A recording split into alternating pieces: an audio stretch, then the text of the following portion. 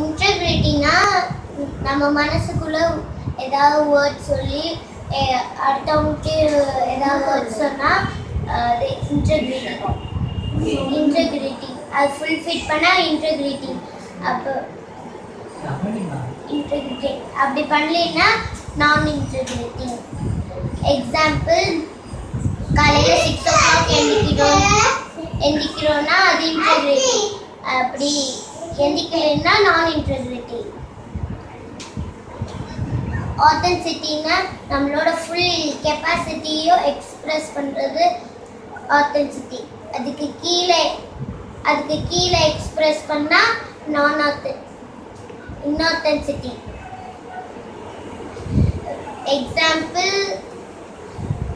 Example என்னால் 10 pages 1 hourல படிக்க முடியும்னா அது வந்து ஆத்தென்டிசிட்டி.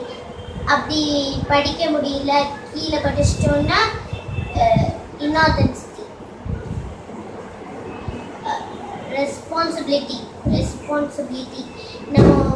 நமக்குள்ளேயும் வெளியிலையும் நடந்ததெல்லாம் நம்ம தான் காரணம், ரீசன். அது வந்து ரெஸ்பான்சிபிலிட்டி.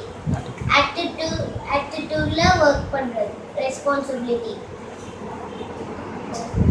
எக்ஸாம்பிள், டீச்சர் வந்து ஹோம்ஒர்க் பண்ண சொல்லுவாங்க. நம்ம வந்து வீட்டில் பண்ணிக்கிட்டு இருக்கும்போது அம்மா வந்து எங்கேயாவது வெளியில் கூப்பிடுவாங்க. நம்ம போயிட்டு அடுத்த காலையில் ஸ்கூலுக்கு போகும்போது டீச்சர் கேட்பாங்க, ஏன் ஹோம்ஒர்க் பண்ணல அப்படின்னு கேட்டால் நம்ம அம்மான்னு சொல்லக்கூடாது. ஏன்னா நம்ம தானே அம்மா கூப்பிட்டவனே போனோம், அதனால அம்மான்னு சொல்லக்கூடாது.